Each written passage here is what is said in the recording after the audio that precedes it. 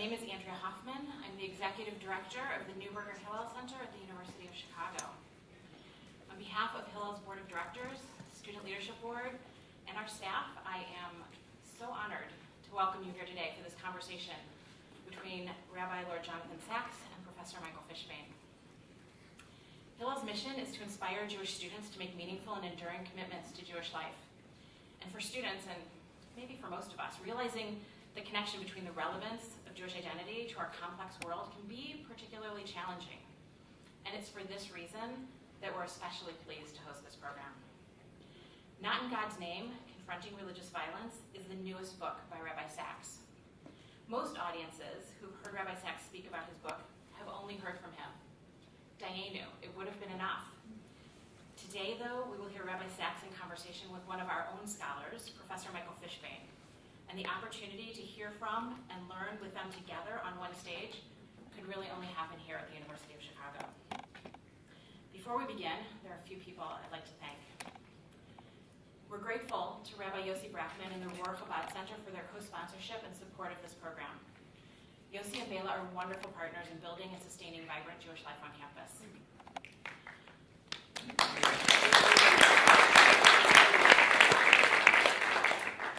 Rabbi Dov Lerner is a graduate student here at the Divinity School and grew up in Britain. He's been an integral part of our staff and as a rabbinic advisor and scholar in residence. And to have his chief rabbi and his doctoral advisor on the same stage is exciting. And honestly, without his call on Monday night, none of us would be here today.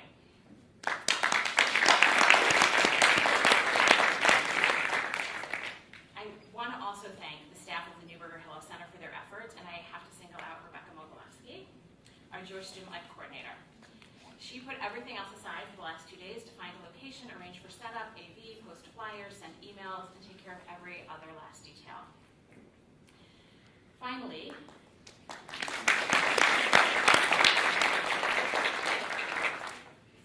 Yiftach Ofek, who will be introducing our guests and, time permitting, moderating questions after the conversation. Yiftach's a PhD student at the Divinity School,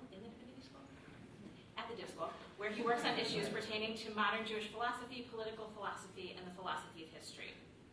He holds a master's in political philosophy from the University of Chicago and a second master's in Jewish history and culture from Harvard. So again, thank you all for being here. We are in for an incredible conversation.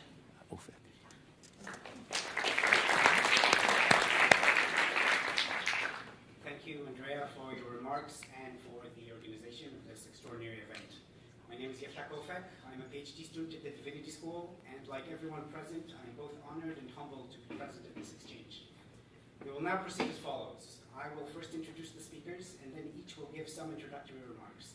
Thereafter, the speakers will continue in an open, unmoderated discussion. Towards the end, we will take a few questions from the audience. Our first speaker will be Lord Rabbi Jonathan Sacks.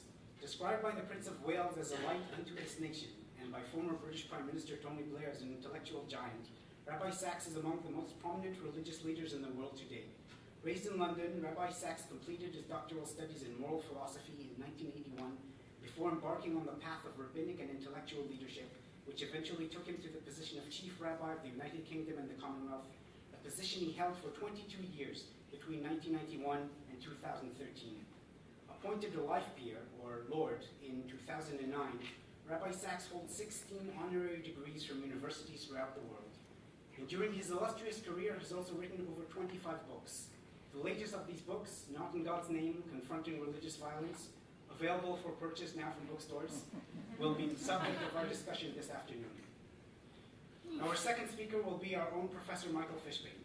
Recently described as one of the most prodigious and dynamic forces alive in Jewish scholarship, Professor Fishbane's contribution to the study and practice of Judaism ranges from his numerous books and articles in Jewish history and thought to his more recent work in constructive theology. A native of the Boston area, Professor Fishbane earned his doctorate at Brandeis University. He has since taught at Brandeis, the Hebrew University, Boston University, Harvard, Princeton, the University of California, and the Jewish Theological Seminary. And since 1990, he has held the Nathan Cummings Professorship of Jewish Studies at the Divinity School here at the University of Chicago. A fellow of the American Academy of Arts and Sciences, he has authored several seminal books, including Biblical Interpretation in Ancient Israel, The Exegetical Imagination, The Kiss of God, Sacred Attunement, and most recently, a monumental volume on the Song of Songs. Thank you both. Rabbi Sack, I invite you to begin.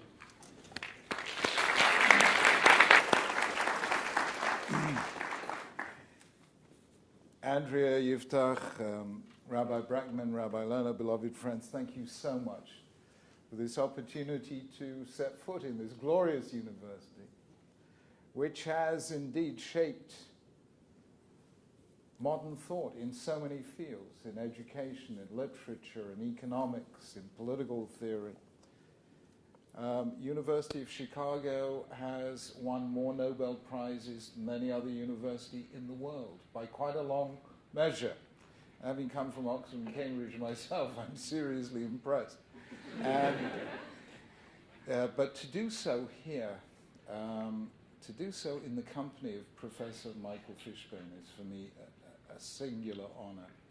Because although we hardly know one another, and this conversation is totally unscripted, I have been learning from Professor Fishbane's books for many, many years. He is one of the great minds of our time and has contributed to so many areas of Jewish thought. And we'll debate for a long time which of your books is our favorite. But I do think your whole concept of inner biblical exegesis, which you developed in biblical interpretation in ancient Israel back in 1986, I think, was just thrilling for me because it told us an issue that is really at the heart of my new book, Not in God's Name, that what we have to wrestle with is not only texts, but contexts and interpretations. And it is that meeting between the timeless word and the time-bound interpretation, that meeting between Torah shebichtav and Torah sheba'al peh, that living encounter, which is the Jewish people in conversation with its destiny, a conversation that has never ceased since Sinai, Kol Gadol V'lo Yasaf. That to me is thrilling, and I learned that from Professor Fishbane, and I count it an honor to sit in the same room as him. So I salute you, Professor Fishbane. Friends, we are in a strange situation that nobody really foresaw. Nobody really thought that the 21st century would be one in which religiously motivated politics, religiously driven violence would return mainstream to the international arena. Even 180 plus years ago, Alexis de Tocqueville says all self-respecting 18th century intellectuals believed that religion was dying and going to be dead. He said, unfortunately, the facts don't bear this out at all. He came to America, where a place which had, in the First Amendment, separated church and state, and knowing that religion had no power, he assumed it would have no influence. And here, of course, he found exactly the opposite. Its power was zero, its influence was immense. And it shaped, as he said, families, communities, education, philanthropy, everything that he held under the rubric of the art of association, which we call the apprenticeship in liberty. So the survival of religion, even into the 1830s, took people by surprise. How much more so, of course, in the modern age. We can actually date the moment. It was 1989 when the Berlin Wall fell. The Soviet Union began to implode. The Cold War came bloodlessly to an end. And Francis Fukuyama, bless him, wrote a little thing called The End of History. Goodbye, ideologies. Or as John Lennon had said in 1971, imagine nothing to kill or die for. No heaven and no religion too.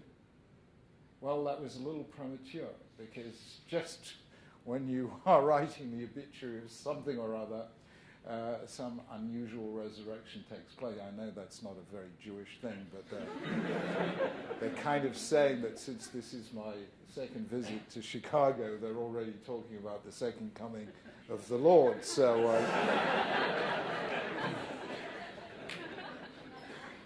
so somehow or other, religion has returned. And we were very unprepared for this. As an American thinker called Richard Weaver once said, the trouble with humanity is it forgets to read the minutes of the last meeting. So we tend to forget that we've been here before.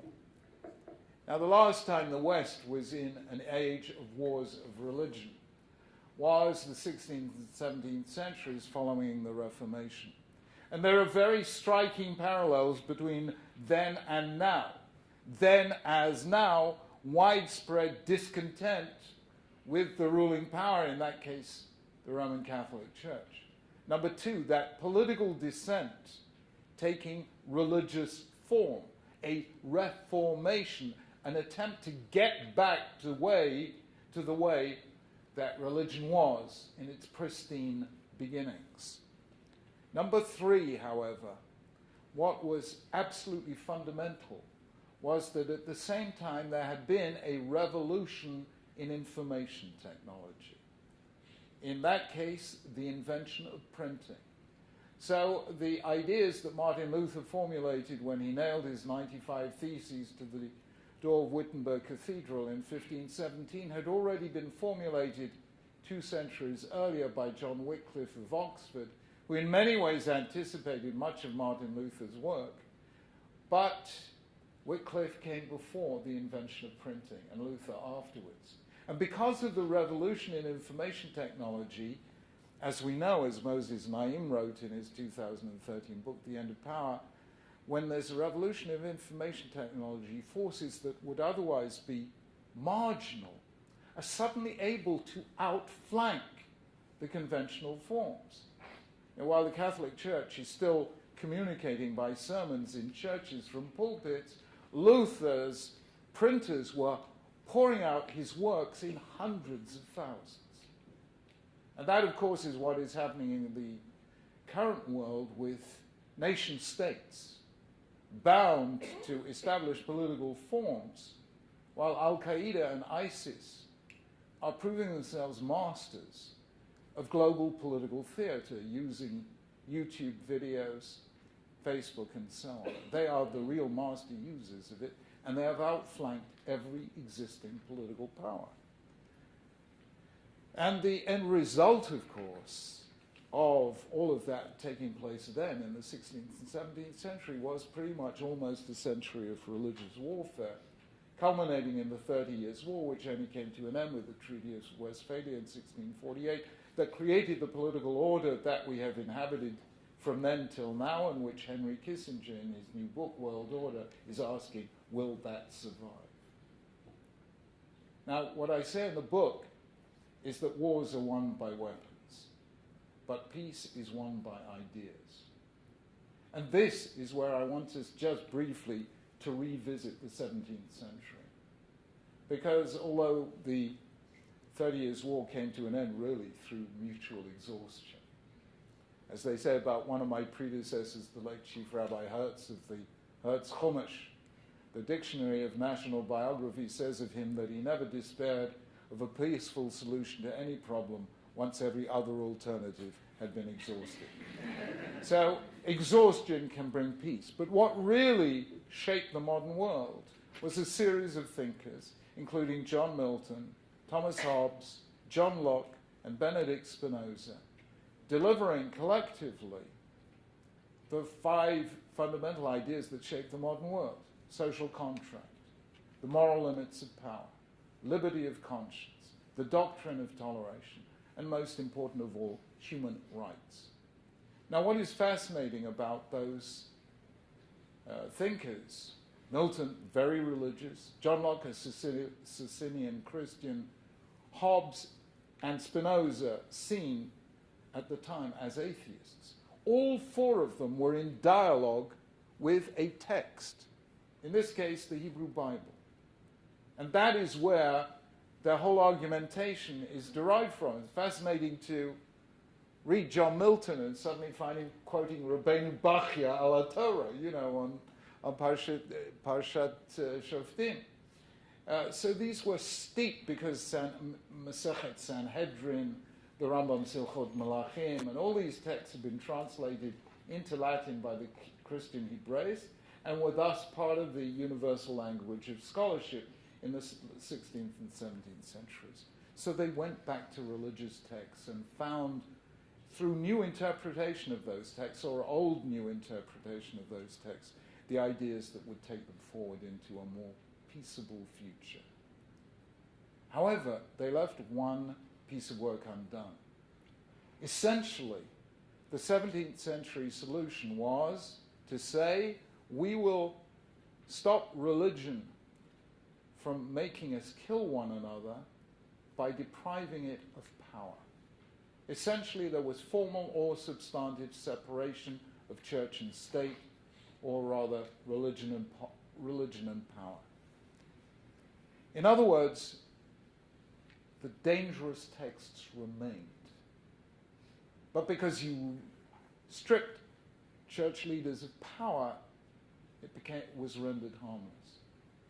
What we are now seeing is an age in which the opposite is taking place. Instead of a rebellion against a religious body, the Roman Catholic Church, we are seeing a series of religious counter-revolutions against secular nationalist regimes such as Saddam Hussein's in Iraq, Assad's in Syria, and so on and so forth. Michael Walz's new book called The Paradox of Liberation is about this. He traces it in India and Israel as well as elsewhere in the Muslim world. So you get Hindu nationalism as well. In other words, religion seizing back power. Now, when religion seizes back power, those texts, hard texts, suddenly become murderously dangerous. And fundamentalism I define as the attempt to move from text to application without interpretation. Now, this is when we have to sit down and start looking at those texts again, which is one of the things I did in the book, and I'm not going to weary you. I want to hear what Professor Fishbane has to say. But he is the expert on how texts can be understood, should be understood. But I think we are going to have to do in the 21st century that theological work. Now, obviously, a Jew can only do it within Judaism. Only a Christian can do it within Christianity, only a Muslim within Islam. What I tried to do in this book, to give strength to those moderate voices in Islam that are devoiced or disempowered at the moment, was simply to look at some foundational narratives of sibling rivalry, that are part of the heritage of Jews, Christians, and Muslims, to see if I could build a kind of foundational Abrahamic monotheism that would allow the three religions to live with one another, and on which they could build their separate superstructures of belief. But I do think we're going to have to recognize now, and this has been clear in Graham Wood's analysis of ISIS in the Atlantic in March, the most important thing published on ISIS thus far, and the report given by the Tony Blair Foundation just 3 weeks ago called Inside the Jihadi Mind. Texts are at the very heart of ISIS and its similar movements, and the interpretation of those texts is fundamental. So can we, as peoples of the book, find a way of reading the book that will allow us to live together in respect and peace? Thank you very much indeed.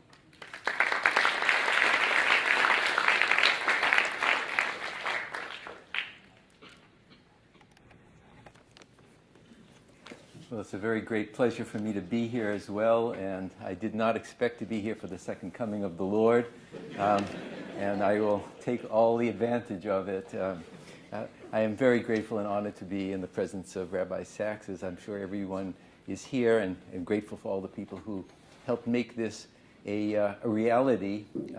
Rabbi Sack is indefatigable and untiring in bringing thoughtful and reasoned discourse about our sources, about the integration of culture, about the larger notions that are at stake, the big questions that he has put on the table.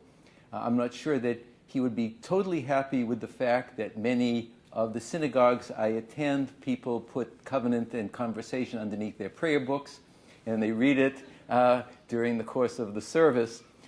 but it's a testimony to the real fact that Rabbi Sack is helping to provide a new language, a new way of thinking, a new way of framing issues. And some of that is what I want to talk about in the few minutes that I have, because we are here really to talk about the hard issue of the interrelationship between religious text and culture, the relationship between interpretation and culture, the use and the abuse of the text that we have as part of our heritage, the potentials and the dangers. And some of the issues that I want to kind of frame now are pick up on issues that Rabbi Sack has introduced, but I also want to kind of come back with a number of issues so that we can think about this in a broader way. The issue of interpretation is crucial. In the book of Proverbs, the phrase is Chayim v'mavet biyad halashon. Life and death is depending on how you interpret and read, and what the principles are, what the scale of values are, how one reads oneself into the tradition and makes choices are very hard issues, and they are at part of the core of whether these sources will be for one group for life and for death, and these are issues that are being debated. So when we talk about text and culture, we want to ask the question, what is a text culture? We are text cultures. What is a text culture?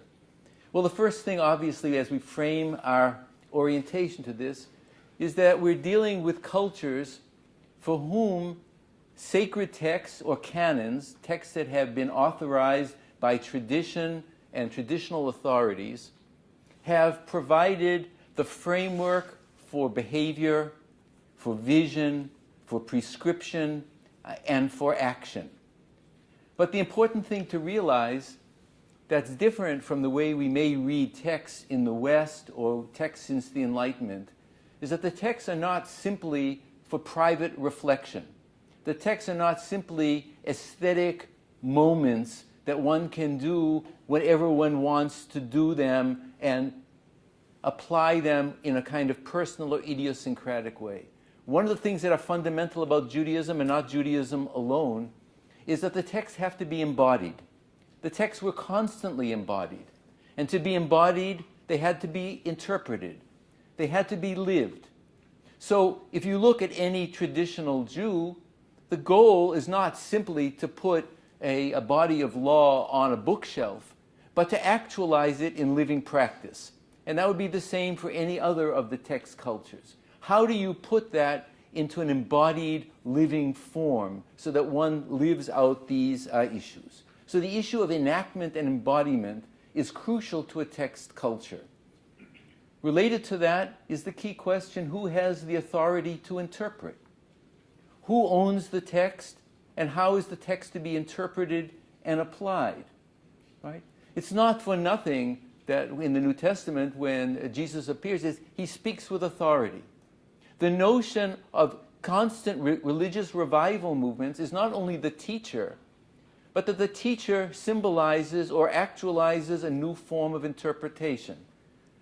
In all the movements in the history of religion, we see teachers who embody in a charismatic or a special way a mode of interpretation, and groups form, enclaves form around specific people and interpretation.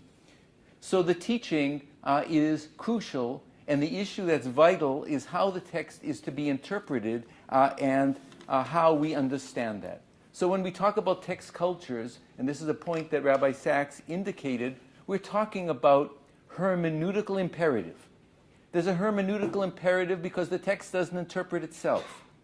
And the hermeneutical imperative has to be embodied. Now, Rabbi Sack indicated, and he does this well and frequently and powerfully in his book, that there are many types of counter moves and reappropriations of the tradition. What I simply want to indicate first, before I get to the hard issue of the fundamentalism, is that yes, we can turn to a number of counter moves where in the Bible itself and beyond the Bible, there are critiques of the tradition. So, for example, in the book of Chronicles, we have the clear indication of why David is not allowed to build the temple, and it has to be done by Solomon. And the chronicler says, because Yadav Damim Shafachu, he spilled blood, and he was engaged in Milchamot Harbeh. There are other kinds of pushbacks. We know of Pinchas, who killed in the shrine, and in the book of Psalms, when it refers to this, Vayamod Pinchas Vayefalel, he intervened, perhaps even prayed. We see these kinds of initial pushbacks of the text. But they are embodied, and as we're going to see, it's a question of which of these texts are picked up and which are the texts that are going to be employed. The texts have multiple possibilities. The canon have many valences that can be picked up. Let me give you a different type of example. So if you think of the case in the book of Exodus, where the Hebrews, the Jews, are told to become a goy kadosh, a holy nation, a holy people. But we have a vast difference of opinion that comes down to the entirety of Scripture. If you look at the prophet Ezekiel or even Ezra, he reinterprets that in terms of Zerah Kodesh. He's talking about a fundamental inclusionism that excludes other kinds of people, in which the Hebrews or the Jews have a kind of bloodline that makes them special. And there are exclusions in those texts based on Zerah Kodesh. On the other side, when we take a look at Deuteronomy and Jeremiah, the issue is the people are called Am Kadosh, and they have obligations to perform. In one case, being a holy people is something that's endemic and unconditional. In another case, it's conditional and it has to be acted out. You have two tensions. Ezekiel speaks of the Ben Nechar as having been excluded, and the reason for incorporating the foreigner into the temple was the reason for the destruction of the temple. Whereas Isaiah then goes on to include the Ben Nechar into the community and even into worship in the end of the book of Isaiah. And then along comes Jews who translated the book into Greek in the Septuagint, and they reversed the whole thing again. So you have movements and counter movements, and the texts really remain. We also have numerous cases of this in Judaism. We can talk about the rabbinic text at a later point and the Dead Sea Scrolls. But the point that I want to stress is that there's already the movement of critical pushback in the biblical texts, in the texts of rabbinic literature, and we have the multiplicity of these possibilities remaining. So here we come to the issue that Rabbi Sack raised about fundamentalism. And he talked in the book, he gave a slightly different definition, as I recall, where he indicated that one of the features of fundamentalism is that it's text without context. That is to say, one is reading it without a specific form of a context. I want to add something to that, and it was something that was taught to me by a late colleague and friend who had been the Regis Professor of Bible at Oxford, James Barr, a great Bible scholar. And I remember him telling me and him writing about that fundamentalism is not just a flat line about the text. And it's not just the issue of non-context. What fundamentalists do is they read one way and they claim that's the only way. In other words, it becomes a dogmatic reading of one possibility among multiple possibilities. And that becomes the dangerous issue that Rabbi Sack was indicating, because these bad texts return. We have these bad texts returning over and over again. It's not as if the war against Amalek and the destruction of Amalek wasn't countered by rabbinic interpretation from earliest times and even into the Middle Ages. But Amalek comes back with a vengeance by those who want to retrieve certain dogmatic or atavistic notions and bring them back because the hierarchy of moral or spiritual values are disregarded, and they're claiming that that's the interpretation. Or people who are interpreting there's one way to read what the biblical boundaries of the land of Israel are, when you might have 10 different possibilities in the Torah of what are the biblical boundaries. So you choose one, and you go to the wall for those particular interpretations. Now, one of the hard things that bothers me as a religious person related to this fundamentalism, and we're seeing this now in the post-colonial period, where we have this return of small enclaves.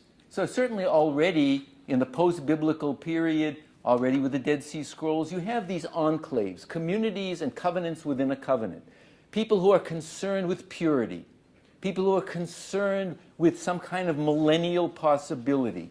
People who are concerned with one way of reading that is excluding all the issues of this dogmatic dualism. That goes already back to the earliest Dead Sea Scrolls and all the way forward. But we have now a return across the religious spectrum, and perhaps it's the crisis of postmodernism and all the issues, of a new dogmatic, and I would even call atavistic return to certain types of enclave fundamentalism that are focusing on very specific texts. Just think of the incredible paradox that we're facing. You have Judaism, which has long since defanged the most horrible texts that emerged for one reason or another in the tradition. You have Islam, that all of its scholars have traditions of defanging and transforming the difficult texts. And now we have certain types of millennial movements in the name of a tradition or traditions that have long since defanged them, going back to these atavistic core in the name of a tradition that has undermined it from the beginning. It's an incredible paradox. Maybe it's a part of the paradox of postmodernity, but it can't be separated from the crisis of truth, the crisis of stability. So we're dealing with these movements that are not only utopian movements and restorative movements, this old notion of messianic movements being both utopian and restorative, but now we have this issue that utopian movements are trying to restore a lost purity, a lost vision. So we're also facing the very crisis of memory, false memory, and isolating memory into certain kinds of issues. So I want to, hopefully we'll come back to these issues. I want to just raise two other issues before I conclude.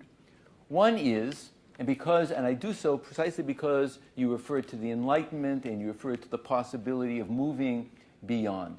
So we have the possibility within the tradition to set scales of value, to choose the texts that we want, and to argue about them, and to defend them with the power of our tradition.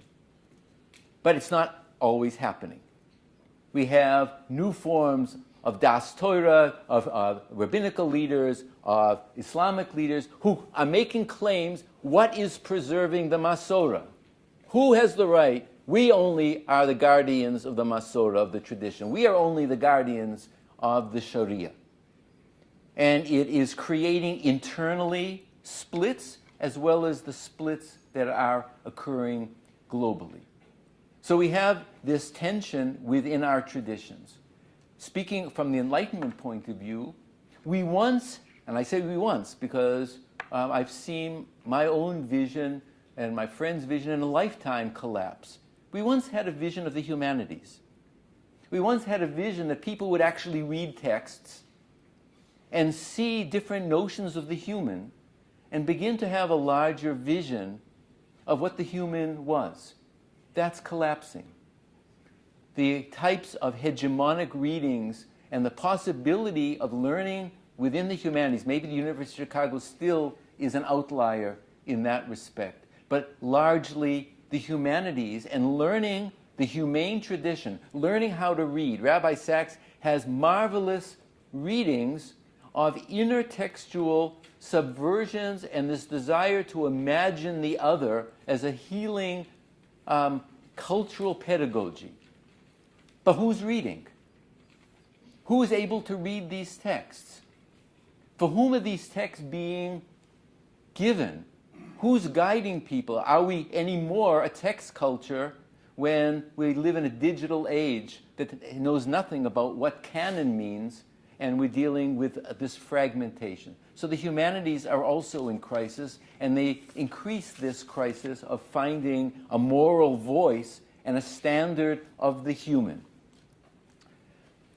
Precisely because the issues of religious enclaves are now so much dealing with salvation, purity, millennial hopes, apocalyptic vision, I would have to say, it's not in contradiction, but one of the famous researches that Rabbi Sack indicates, Professor Hahn, a moral philosopher, spoke about the groupish gene, as if there is a groupish gene, us against them, and so on and so forth. But now we're getting something that's even deeper.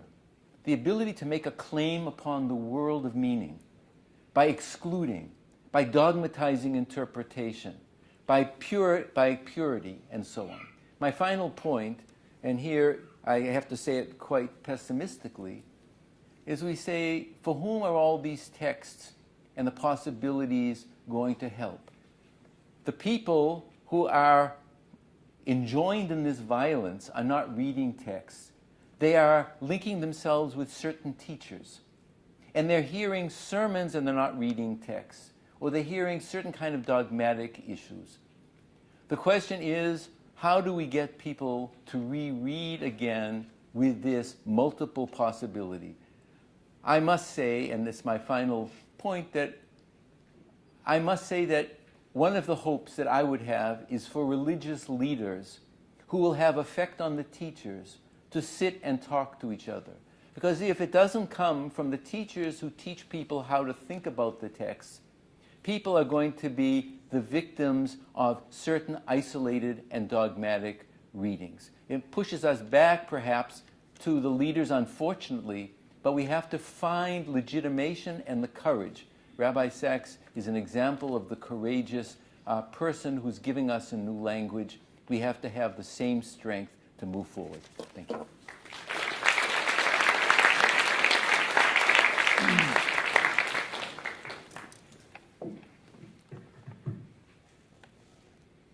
Thank you so much, Professor Fishbane. And let's just kick off. Let me just take this add 2 footnotes, and let's see where it goes.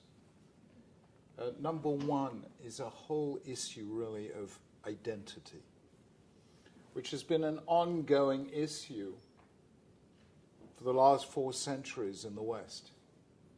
So you had, in the 18th century in particular, the age of reason, the idea of universality, exactly as you spoke about, the Enlightenment dream, so that we would lose our tribal identities and become pure humanity, which is really the dream of Kant's essay on perpetual peace.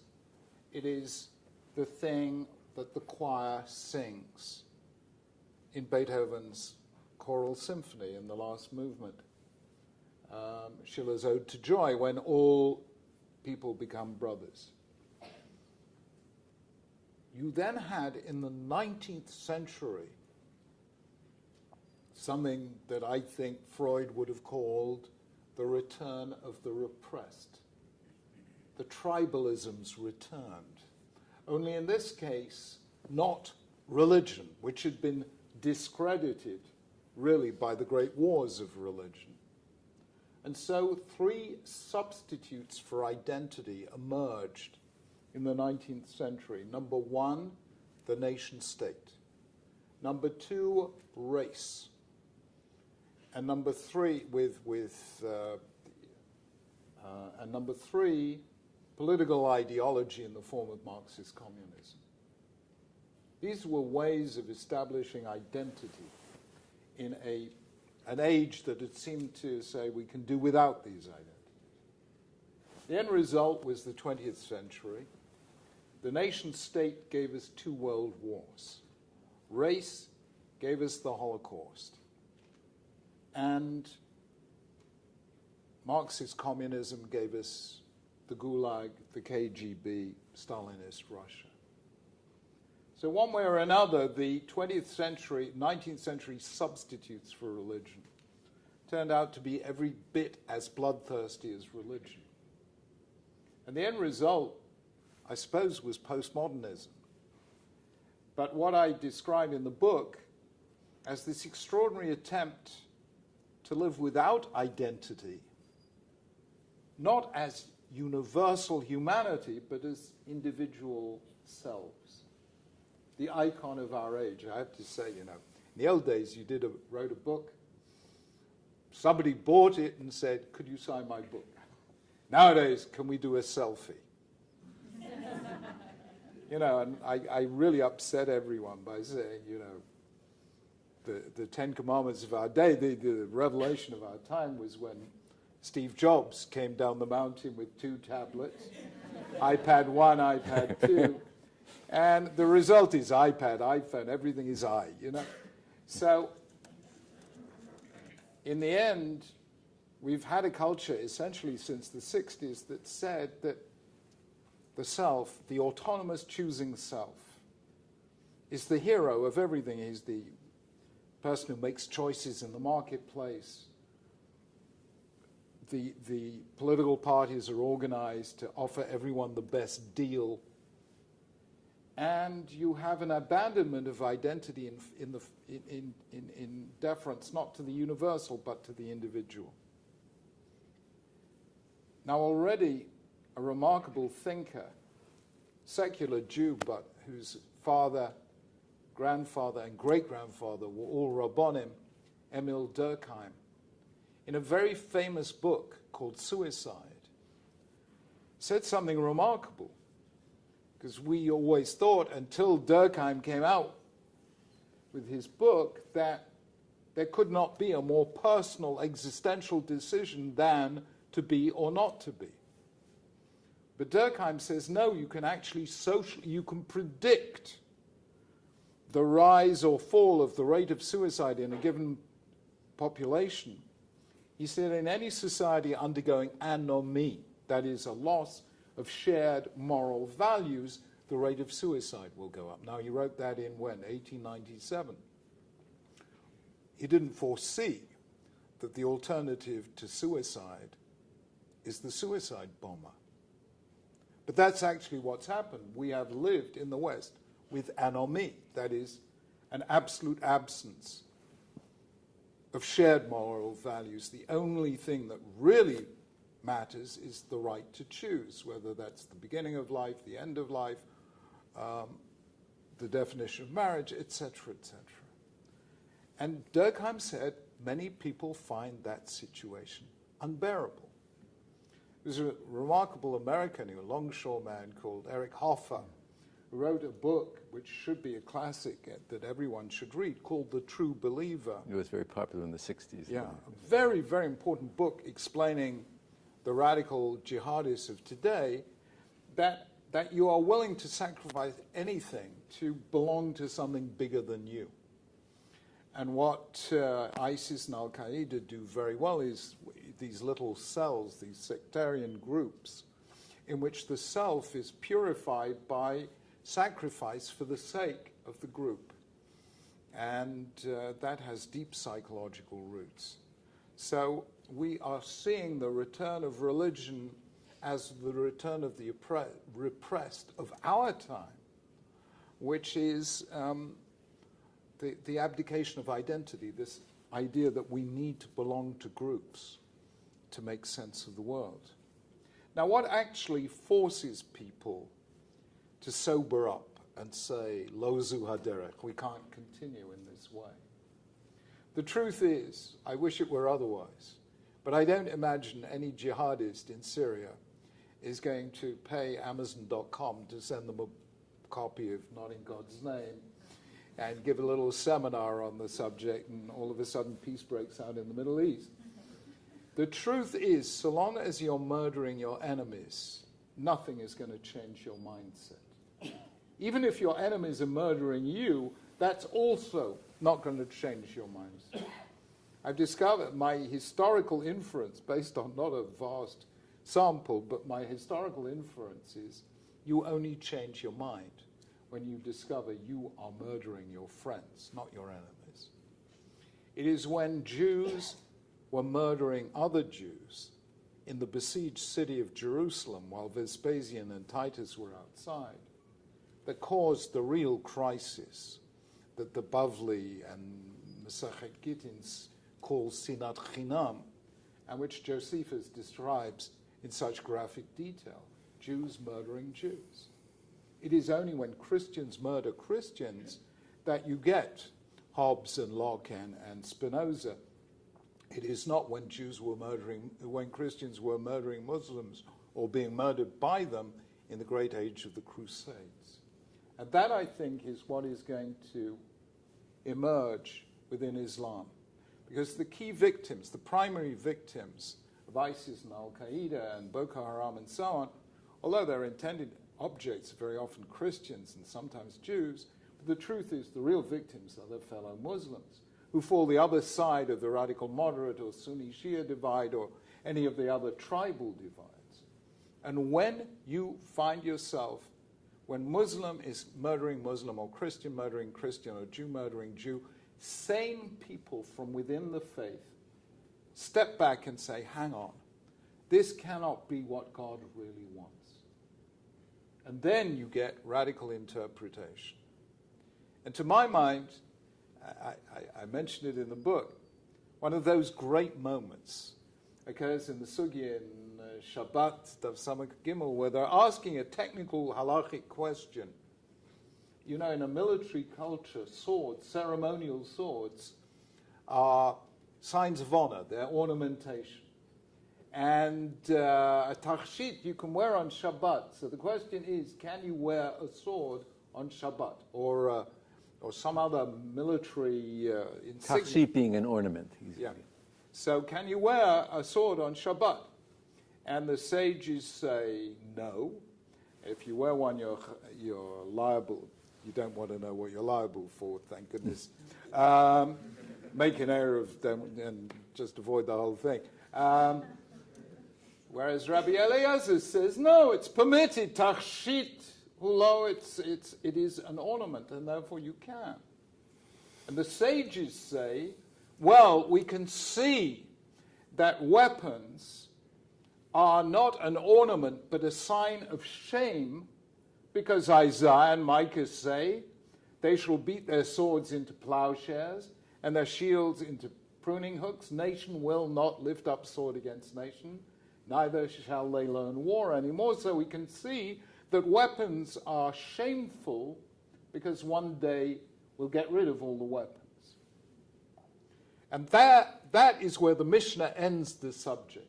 So the Talmud, the Gemara, asks, hang on, Rabbi Eliezer, who disagreed with the sages, must have had a verse that supports him. So what was that verse? And they quote a verse from the book of Psalms which says explicitly that a sword is an ornament.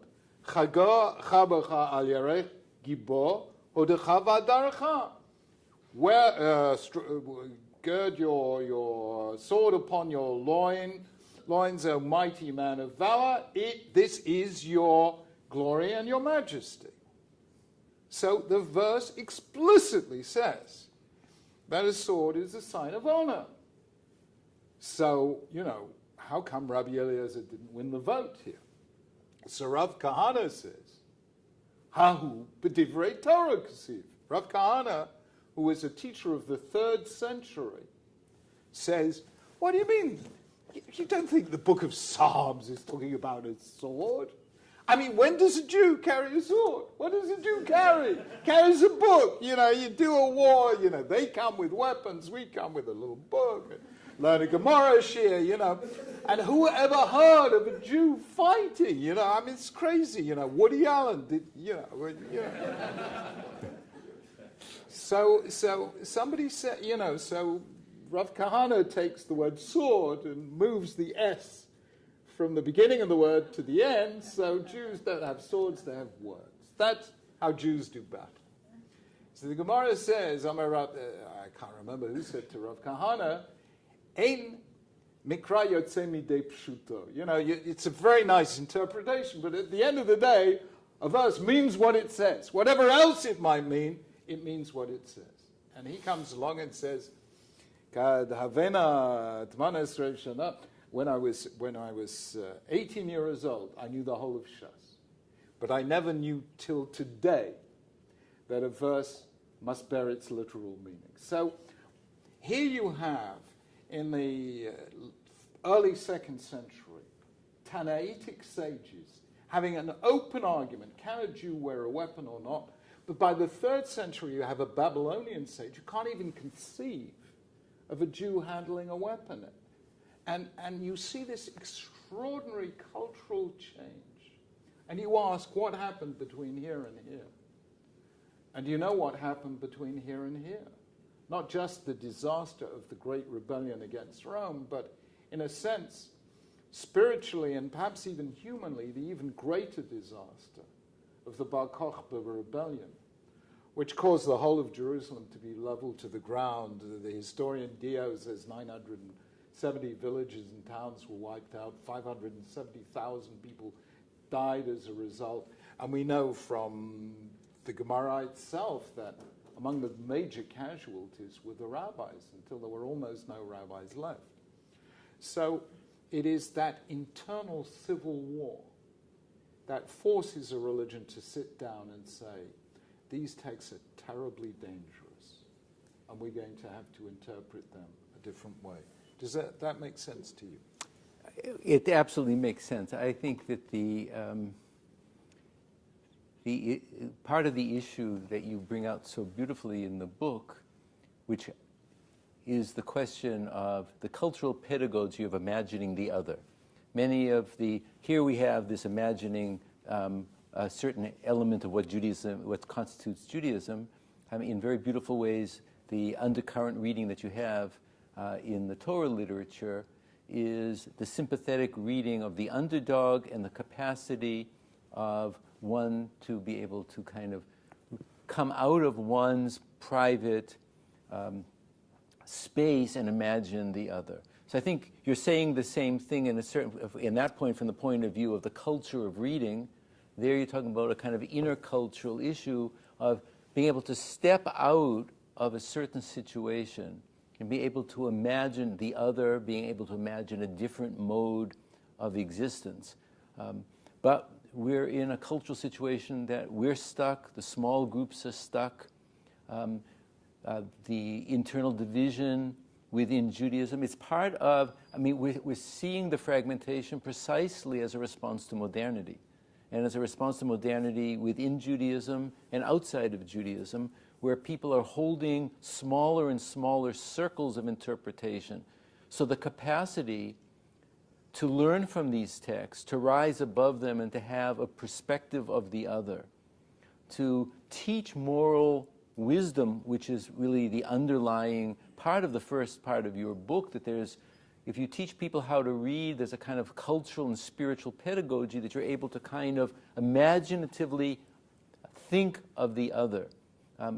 We would hope that we can do that in families, and in the best of families, people are doing that, but it's a question of whether that can be introduced into the synagogue, it can be introduced into the church, or into Islamic culture. We're becoming prisoners of modernity with a scarcity of truth resources, and my bottom line feeling was, despite all the goodwill, most people in modernity feel that it's a zero-sum game. And for those of us in the university community who do have a postmodern possibility of thinking multiple truths, that has consequences for religion on its own terms, but it's not necessarily going to be the vision that may be instructive. So that's why I was hoping that one of the ways is this ecumenical discourse of helping the other experience the other in exegetical discussion, so that they see the face of the other in the context of that, and not to undermine the tradition or to help a person necessarily think beyond their own capacity. But I think we're just as aspects of Judaism, both on the secular side and the Orthodox side, are responses to modernity. We're seeing responses to modernity across the board. Yeah. And I'm just trying to find some way forward that would be the way forward of a teacher using text beyond the walls of a university, which allows multiple voices. Yeah. You know, what I think has happened, I kind of have in my mind's eye one of those scenes that you get in the Indiana Jones movies and all these action movies, you know, when our hero has his feet, there are two cars racing along a road, and our hero has his feet in one car and his arms and head in another car, and you know, comes that moment where there's a tree in the middle of the road and the paths diverge, and suddenly you've got to be in this car or that car, but you can't be both. And it seems to me that, you know, at most times of history, religious individuals, I mean, religion is one car and general social culture is another car, and for most times they're moving along at roughly the same road, at roughly the same speed, so you can have your feet in one and your head in another. And when that happens, you get what sociologists call church-type religions, very inclusive religions, where, you know, everyone feels part of what you call a big tent, basically. It is when the two cars diverge that you have to make your decision. And I think secular culture in the West has diverged so fast, essentially in the 60s, from traditional religious ways of life, that some people went that way and became very secularized, and other people went that way and became religious, but no longer religious in a way that embraced society. It turned inward and became sectarian. And that is the key, and it happened in Islam, and it happened in Christianity, and it happened in Judaism as well. It happened in Hinduism and Buddhism as well. So it's happened to all the world religions. And I'm just seeing, can we strike a note from another side? From Jews, Christians, Muslims, indeed all who value God, sacred texts, or religious awe, reverence, and so on. So I think that I think we share this. I think the issue is the difficulty of this goal. I mean, part of the vision that you have is, as you say in the book, it's not a zero-sum game, that you can hold your truth and the other can also be blessed. Yeah. But there's so many factors that make people feel that there can't be multiple blessings. Yeah. And there's so much at stake in what identity means in the postmodern world, precisely because the purchase of truth is so hard, and we see this counteraction towards a dogmatism of truth. So the vision that you have, I share. It's a question of whether that can be shared in a way that we can move forward in a peaceful way. That is to say, that we can imagine the other and allow them to have an identity that is also a salvific identity, because that's what's being at stake, that this is a form of salvation. We try to do this in the university, that there are multiple ways to approach these issues, but we're faced with a crisis. Yeah. So what I've tried to do essentially in the book is reach out beyond Judaism and Jews. And the good news is the book's been out 4 months in Britain, and not only has the Prime Minister's policy unit read the book and asked for an early copy and factored it into government policy, so did the Archbishop of Canterbury, and he's bringing together very quietly an international group of religious leaders, church leaders, rabbis and imams, many of them from the Middle East, as a response to the book and to the political situation. So that's happening there. More recently, in the last couple of days, I was very touched that a very feisty Muslim lady called Irshad Manji gave a beautiful review of the book in the New York Times and just sent the most lovely email. So, and I will be speaking with, doing a public conversation with Akbar Ahmed at the American University in Washington. Akbar Ahmed was the Pakistani High Commissioner in Britain before he came to America. He was Pakistani High Commissioner at the time when the Wall Street Journal journalist Daniel Pearl was murdered in Karachi. And I made a television film for the BBC of Akbar Ahmed together with Judea's father, with Daniel's father, Judea Pearl. And we had them talking to one another, and then I took them to a Muslim school and a Jewish school. And we saw these remarkable interactions. So there are moderate Muslims and moderate Christians who are saying, this speaks to me. And I think what I've tried to do in this book is to say, is there a way of reading our texts that we could do in the presence of somebody who is not of our faith? That's really challenging. And what I'm doing is rereading a whole series of very famous narratives in Bereshit, in Genesis, asking myself, how would I read this text if Ishmael or Esau were actually sitting in the room? And the second you imagine them in the room, you see something else in those texts. It's not something I've invented. It's something that hits you immediately, but you never looked at it that way because you were reading it among true believers like you. But the second we try and bring somebody else into the room, we find we have to read the text a different and I think a more generous way. And I think that's one way of doing it. But could I suggest at this moment that we open up the conversation to, Please, sure. Would that make sense? So would, Yiftach, are you going to... I'll just think. Over there. So I'm wondering how you would respond to a kind of reader who shares what was singled out as one of the aspects of the fundamentalist, that they think that there's one way to read, but who is coming at the text from a point of view which is hostile to religious. You could call them like a hostile Pashtan.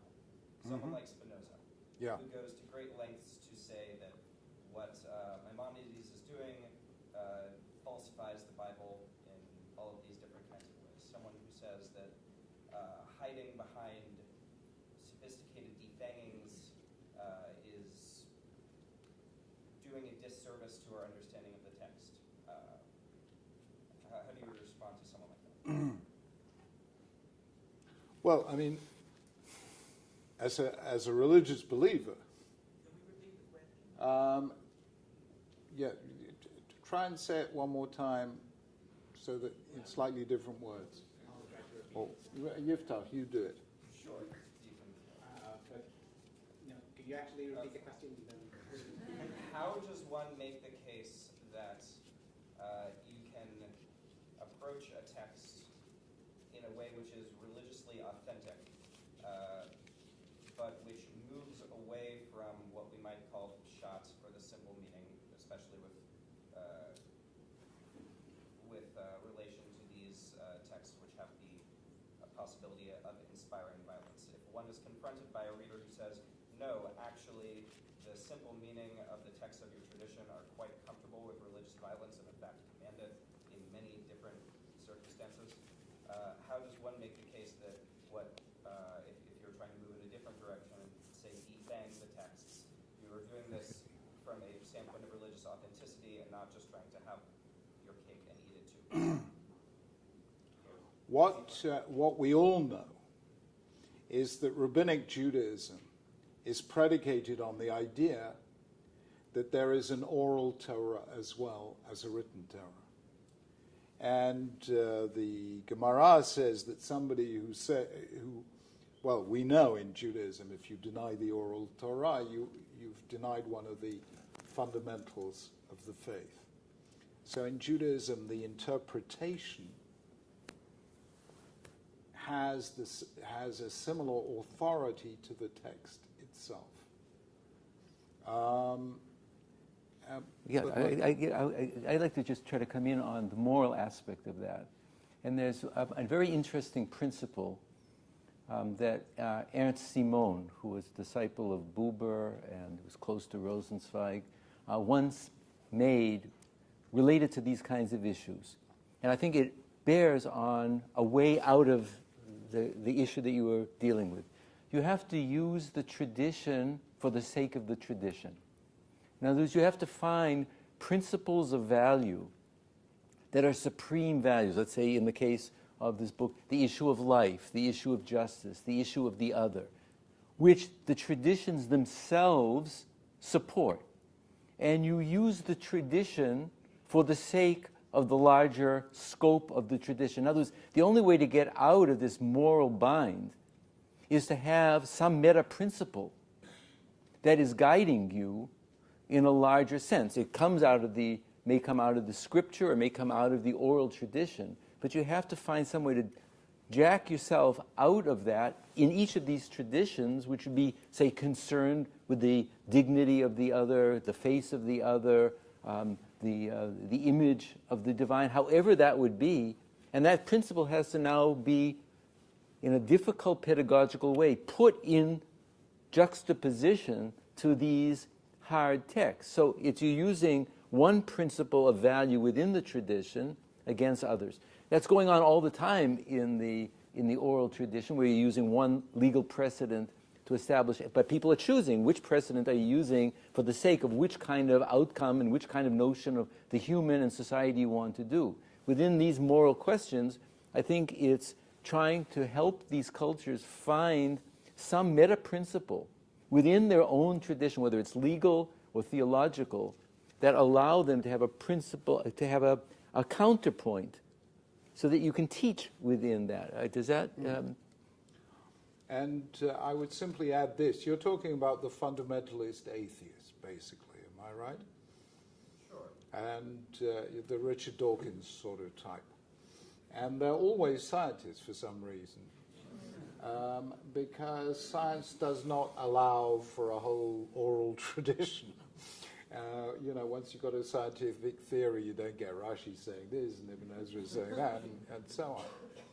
So if I want to explain to somebody who has no religious belief whatsoever why interpretation is central to a textual tradition, then I will use one of two other examples which are not religious at all. Number one, the role of a Supreme Court in interpreting and judging or ruling on hard cases. And what that Supreme Court has to do is it's got to read back previous rulings and interpret them. And so one of the really important literatures that helped me relate to Torah was Ronald Dworkin, who's the professor of jurisprudence at Oxford and NYU and so on, who writes a lot about this, how the interpretative process of a judge deciding a hard case. The other obvious example is any theatrical director who is putting on a Shakespeare play in the 21st century. You are going to have to interpret Hamlet or King Lear or The Merchant of Venice. You're going to do it in 16th century dress or in contemporary. How are you going to interpret the play? How are you going to draw out its meaning? So whether you're a theatrical or film director or you're a Supreme Court judge, you are involved in interpreting texts. And therefore, it's not just religious texts that need that interpretation. More question? I ask that you please be concise. I'll repeat the question after through the microphone. There. How would you justify? No, sorry. But you will go after that. Okay. We mentioned that fundamentalism has made a pernicious return, so to speak, and embodied within isolated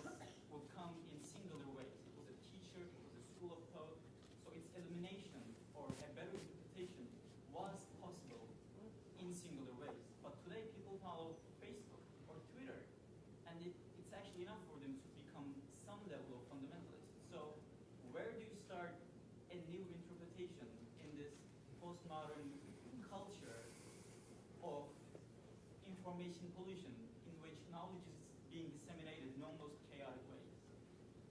The question was, the speaker agreed with the notion that there are now small communities that are being formed and large grassroots followings. But what do you do in an age where there are less and less charismatic leaders and information gets disseminated through Facebook and other forms of media? Well, bad things can go viral, but good things can also go viral. And I'm very interested in this. I mean, you know,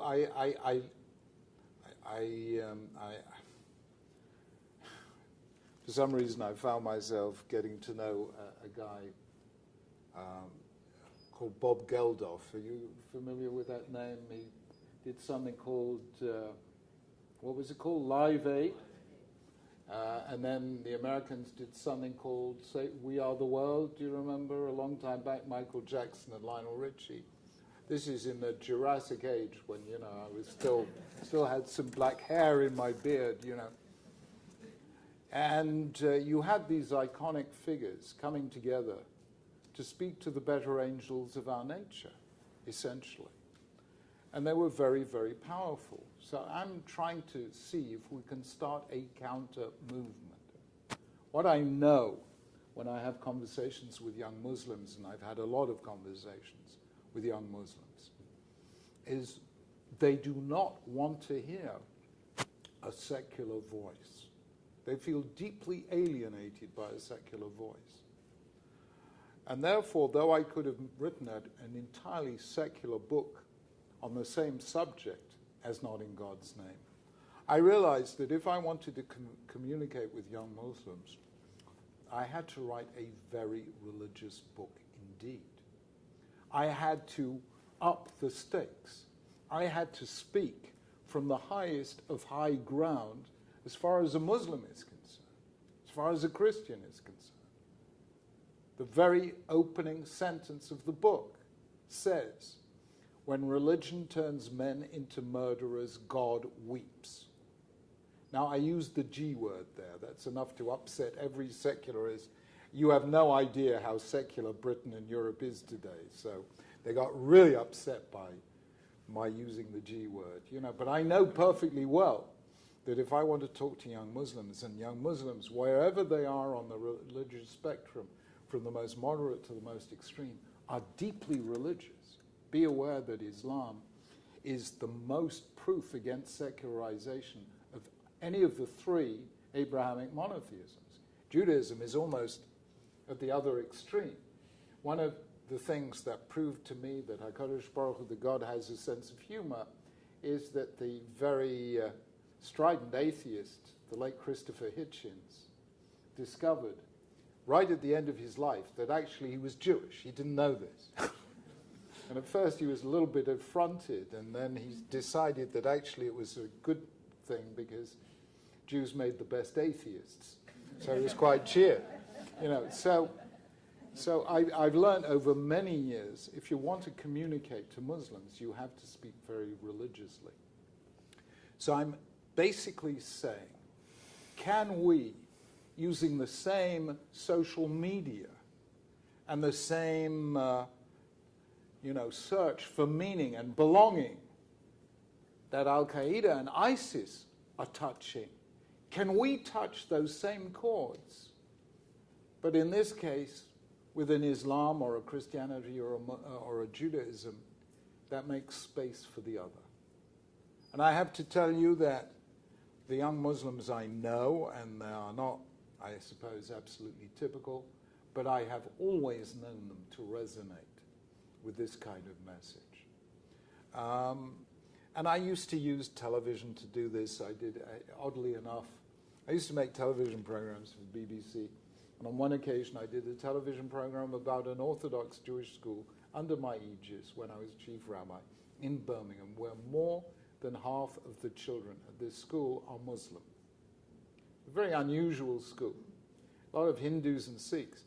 The reason is that the school, which was an Orthodox Jewish school, the Jewish population of that city has so declined that even when all the kids go, there's still only about 30% of the student intake. So just to show on television a religious Muslim parent who's a professor at the university in Birmingham tell the camera that he specially moved to that part of Birmingham so he could send his children to a Jewish school. This was a very healing message. I spent the day teaching the kids, and the BBC cameras were filming this, a peace song from the Middle East, O Yavo Shalom Aleinu, you know. And to see this song being sung in Hebrew and English by Muslim kids and Sikh kids and Hindu kids and Jewish kids and Chinese kids, you know, the number of emails I got from non-Jews, from Christians saying we were in tears watching this. But it was speaking to the moral and religious high ground. This was not a secular message, it was a deeply religious one. It was also the modeling that you did. It's that the teaching which is the modeling. Yeah. That capacity to hold the other with respect while you're speaking from the values of that tradition. So your presence as a model and the role of teachers that I indicate at the end or in this context can't be disregarded as a fundamental presence. That's as much as the text, the fact that you were there and respecting them and speaking from a Jewish place is a fundamental stance. And really this is what I'm trying to encourage, a young generation who will grow up to be religious leaders, to have that courage to go into the place of the other and do so with humility about oneself and respect toward the other that can make that difference. I was told that we could take only one more question, and I promised that right to that gentleman. Could you speak more loudly, please?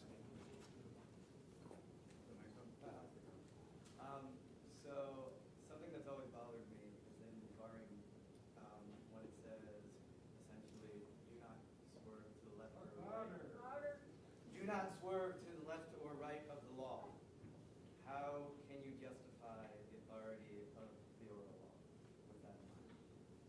The question was regarding a verse in Deuteronomy, do not swerve left or right from the law. How can you justify the oral law with that verse in mind? Look, I think, that principle, lo tasur mimenu yamin u'shmol, was already a principle of authority in the Dead Sea Scrolls. But it's the fundamental first principle that Maimonides introduces in the Sefer HaMitzvot when he's talking in the first principle of that issue.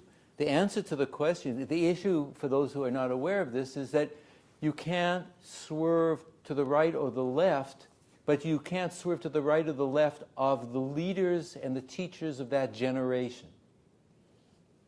Right? So the issue is to produce a generation of teachers and leaders who will lead in a way that guide in a new radical way. What that means in certain cases of halacha is one issue that Maimonides was talking about, but I think you're talking about a much larger issue, and that the issue then clearly for the Rambam, for Maimonides, is that adherence to the teachings of the sages, precisely because they're not prophets, they're not Nevi'im.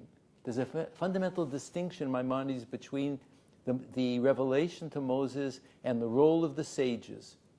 And the role of the sages is to lead and to guide.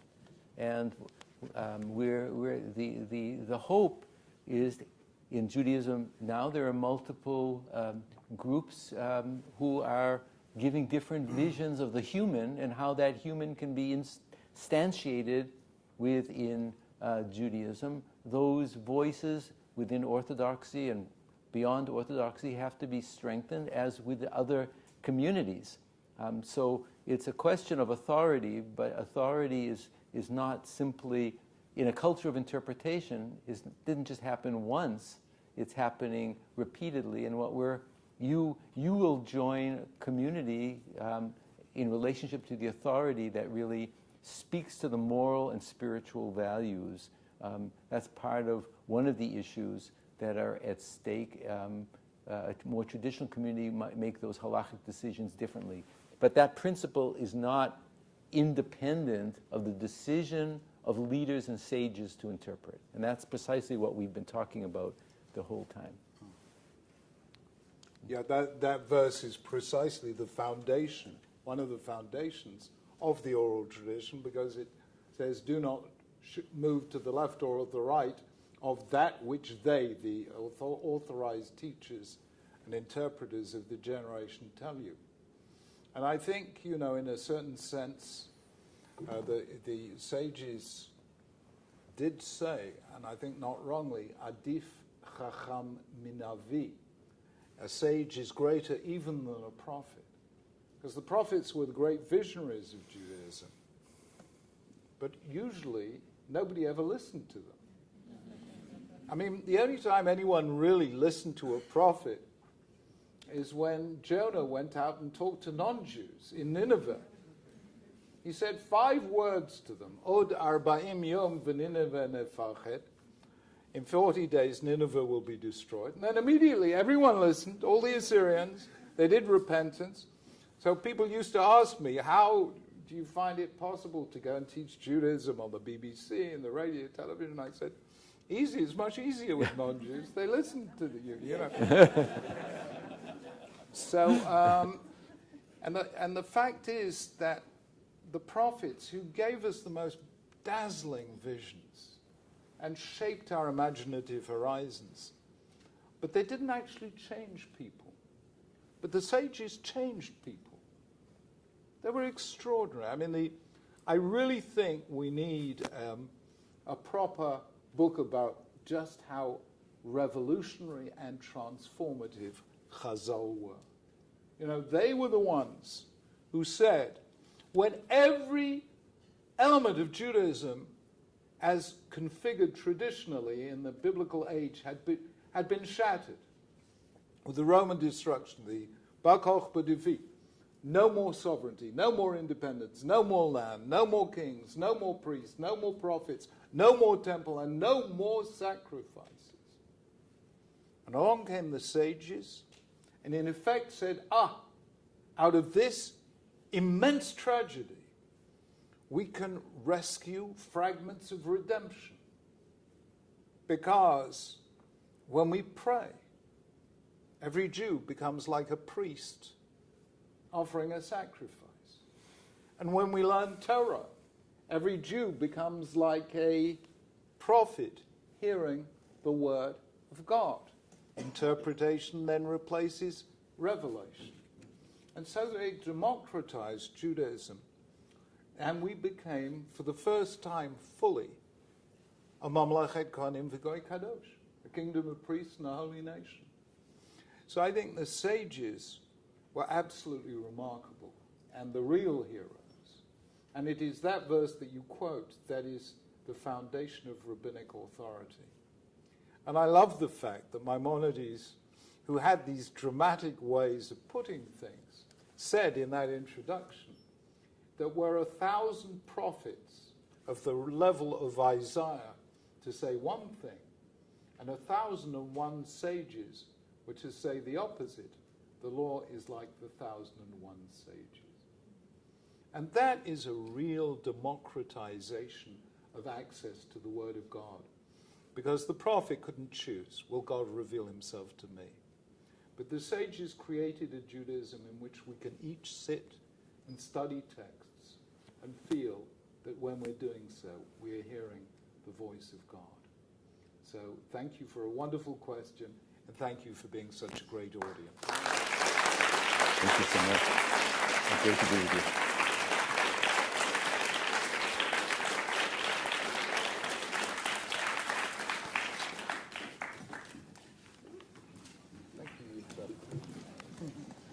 Thanks, Yuta.